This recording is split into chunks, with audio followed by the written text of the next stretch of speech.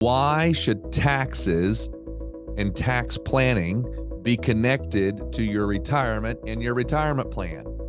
In today's episode, we're going to take you through exactly why, and you're going to learn what are all the different layers when it comes to income planning, when you're getting ready for and living throughout retirement, that could help us be able to navigate taxes so that it works for us in our best scenario. By the way, by the end of this video, you're going to then have some specific strategies to help you have a safe, secure retirement that will last a lifetime.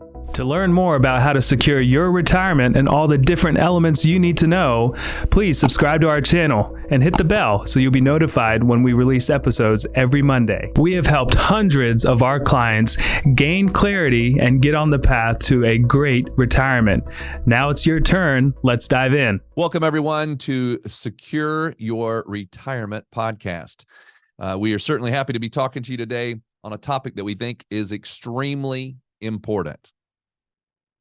Maybe not the funnest one to talk about, but it's extremely important, and that's taxes. And really what we're trying to talk about today is why should we have tax planning be a part of our retirement plan? We believe that it is huge. We believe it's so huge, we've actually partnered with CPA firms so that we can offer good tax planning, tax advice for our clients. And for all of our clients, we offer tax planning, tax advice, tax strategy as a part of the overall plan. But you might be thinking, well, I thought the taxes were one thing and then the retirement plan was another, but they're super connected, and we're just going to walk you through a couple of examples. This is not to be an exhaustive discussion. It is to give you a high level. So Merce, can you kind of walk us through the one aspect that we're going to talk about in the big scope here of this idea of tax planning? Yeah, so the big thing about tax planning for retirement is you got to understand all the different vehicles that you've accumulated over the years. You've got different types of accounts that have different types of tax structures to them.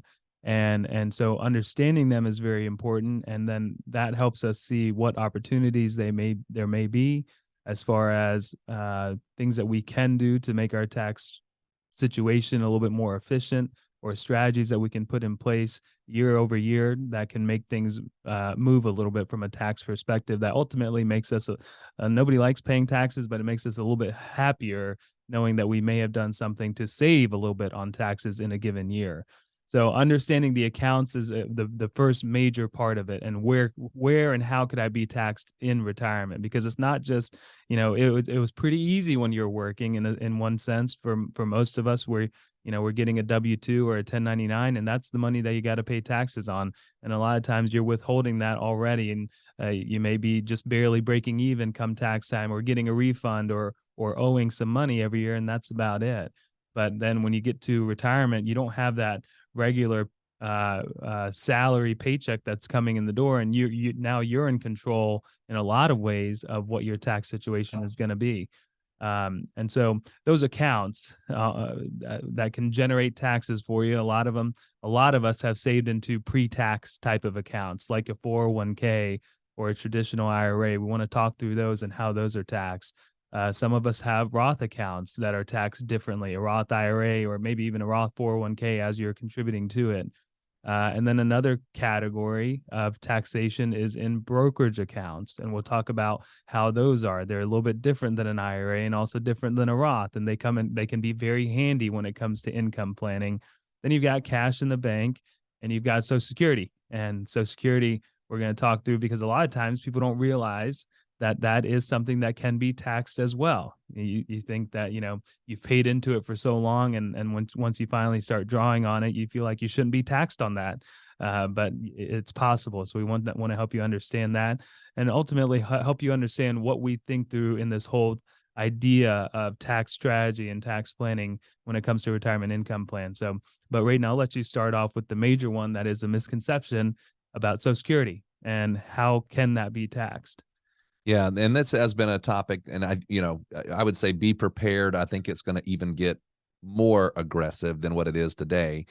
But ultimately, if based on income of our Social Security, 85% of my Social Security can become taxable income. Well, how does that math work? Well, if I'm an individual and my combined income exceeds $25,000 a year, so that's an individual filing as an individual, $25,000 or more, or on my joint return, if I have a spouse, then if we make more than $32,000 combined of all income structures, then up to 85% of my Social Security will go down, and you'll see it on your tax return convert, so that part of that Social Security, 85% of it goes over into the taxable income bucket. So when you think about that, what we would walk through when it comes to this, just as one example of tax planning coupled with the retirement plan. So if it were possible, and I'm not saying it is all the time, but if we have a scenario where maybe for a couple of years, maybe we can't do it for long, where we make sure that no other income that's coming in while we take Social Security is taxable income. And we're going to talk about those categories that can be used as we go through this podcast today. But if I'm able to take cash from some place that's not going to show up on my tax return as taxable income, that could be a significant savings on what gets taxed in my Social Security. So that's really important that we understand that. Now, again, for us, we are, and our client base are made up of people that are very good savers, and they've done a great job of saving in vehicles that's not possible. But it may be possible for a year or two or a couple of years if we think it through. What's a really important thing when it comes to tax planning, not tax filing, is that we do it in advance. So today it's the end of the year. We've got a little bit of period of time. If you're listening to this podcast as it just comes out, we've got a little bit more time left in 2022. Some of these strategies that we're going to talk about have nothing that we can do. We cannot do it after January 1st. We have to do it by December 31st if we're going to be able to take care of some of these things. And then maybe what we're doing is we're looking to 2023, and we're saying, what can we do in 2023? Maybe we messed up and couldn't do it in 2022. What can we do in 2023? So just keep that in mind. Social Security, 85% of it will show up as taxable income, but there may be ways to lower that other part of our income that's taxable. All right, that just is one example. Let's go to another thing that we need to think about. And that is the Roth IRA and the traditional. So that's kind of, we're going to combine that into one big discussion. But we got Roth IRA and traditional. Can you walk us through how the Roth is taxed and then how a traditional IRA is taxed? Yeah. And I'll start with the traditional IRA because I think a lot of us have saved into that type of bucket. When you get your first job, you're told to save into your 401k, right? And usually for a long time, your traditional pre-tax 401k was the only option. These Roth 401ks become available much later, but for most people, they only had the option for the traditional or the pre-tax 401k, which then can be rolled into a traditional IRA or a rollover IRA once you retire or reach the age of 59 and a half. But those dollars, in all essence, have never been paid taxes on. So every dollar in there, if it's $100,000, $500,000, $1 million in a traditional IRA, you have not paid any taxes on that. And I think sometimes we forget that, I've amassed so much into this account, but it's not all yours. I tell that to people all the time. It's not all yours. Some of that is reserved or allocated to go to the IRS as you start taking withdrawals. And the deal there is you made a deal with the government when you said, hey, I want to put money into a 401k or an IRA. And the benefit of this is I get a tax deduction immediately in that calendar year. I'm going to get a tax break for saving for retirement. That was the big draw.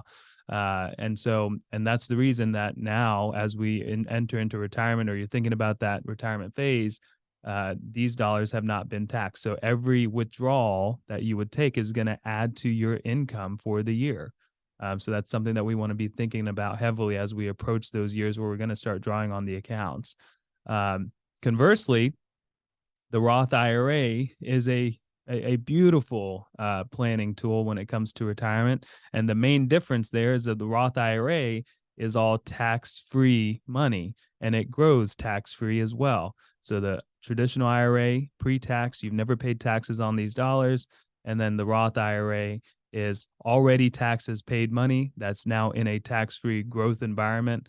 And so this account, the Roth account is very, very powerful when it comes to tax planning, and also for leaving money behind to a next generation.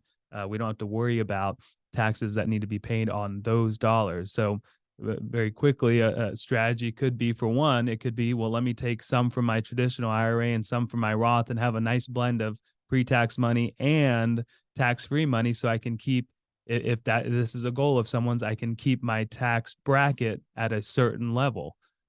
These two accounts together can really work together to do that and help accomplish that. But the Roth IRA is very powerful because it is tax-free and it grows tax-free as well. And you know, you don't get a tax break on that one. You're basically using dollars that you've already paid taxes on in that year. So there is no immediate advantage to funding a Roth IRA. The advantage is that it gets to grow tax-free. And when you take withdrawals, it's tax-free withdrawals, unlike in the IRA where it is taxable income that goes on your tax return for that year. So someone could say, well, I have a lot of money in traditional IRAs and I want to get it over into a Roth IRA. Maybe I wasn't able to fund a Roth IRA because of how much I earned while I was working. So how can I do that now? And this is a very popular topic right now. And it's all around this idea of Roth conversions. We actually had a conversation with a client over Zoom just the other day about him wanting to do some Roth conversions over the next couple of years. So very common strategy that we're talking about now. And Raiden, I'll let you discuss, you know, what is the difference and how does a Roth conversion work, and what are some things that we want to be thinking about there? Yeah. So a Roth conversion, just to kind of, if you conceptually understand, with a Roth contribution, there is a limit as to how much I can put into that Roth based on the IRA contribution limits for that year. There's some income limitations as well on a contribution. On a conversion, there is no limit. There is no income requirements. I'm just converting from the traditional IRA over to a Roth. So if you're a person who says, I make too much money or I'm not able to do it, none of those things apply in this particular case. What this is all about is, do I want to now pay the taxes on what I'm going to convert to get it over into the Roth? Because when I do it, it is not a distribution coming out of my traditional. I am converting it, but on my tax return, the money I take out of the traditional is going to show up as income, but I got to put it over in that Roth. So let's just walk through a simple one here. Let's say I've got $300,000 in a traditional IRA, and I say I'm going to convert $50,000 of my IRA. I'm going to then take it from a logistic, just the way it would flow is it's going to go from that traditional over to the Roth. I'm never receiving it. But that $50,000, I'm going to get a 1099 for it, and I'm going to have to put it on my tax return as income. So if I made $0 of income that year, all of a sudden now I'm going to have $50,000 of income. If I made $125,000 that year, now I'm going to have another 50, so I have 175,000. So now that leads us to some real tax planning and tax strategy at this point, because now what we need to do is to understand all of the different things that could be affected by this Roth conversion. We have a very special software program where we can actually do those numbers. We can run those numbers so you're able to see, and it shows us very clearly the levels and the potential problems or potential things we've got to think about to get that. Also, what we could do is have a scenario where maybe because of something that occurred, it's the prime opportunity to do a conversion. You're actually missing out on doing it at a very low tax rate. Let me give you an example.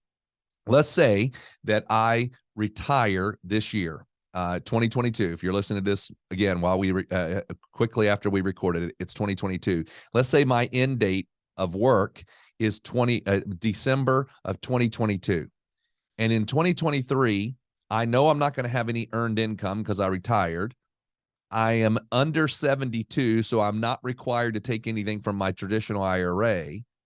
And I've got some cash in some place that I could use for my spending money for the year.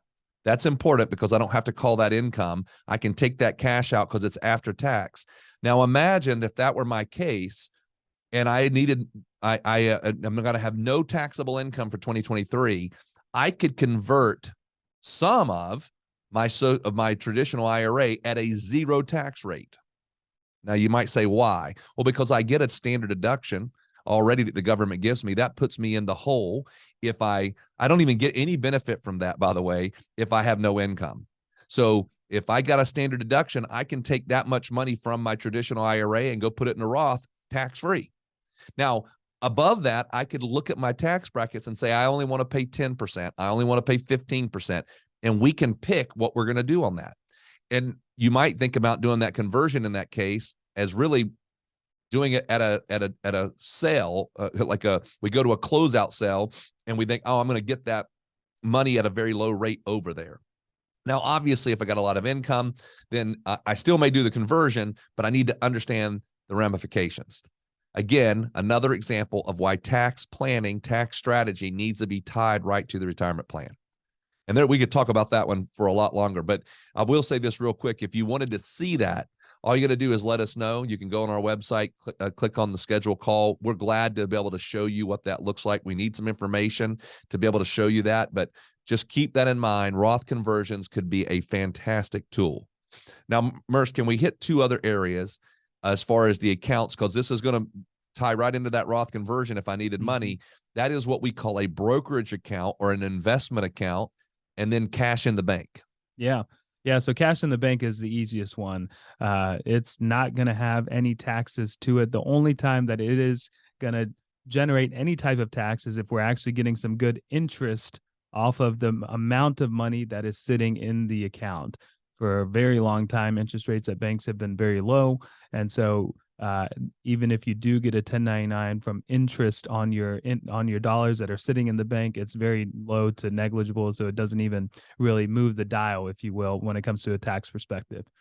So that cut and dry, very simple. And if we have a lot of cash in the bank, that can help with tax strategies, especially when we retire. Now we have brokerage accounts. They are taxed, some could say in a complex way, because it's not as cut and dry as none of this money has been taxed before, or this money is tax-free. It's actually a little bit of a combination of a few different things. One is, are there any investments that are going to generate dividends? Those have a tax structure to them. And then all dividends or interest income. And then also the investments that are bought and sold in a calendar year can generate taxes for you. In a very quick explanation, you've got short-term capital gains and you've got long-term capital gains. Short-term means you held the investment for under a year. Long-term means you held it for over a year and a day.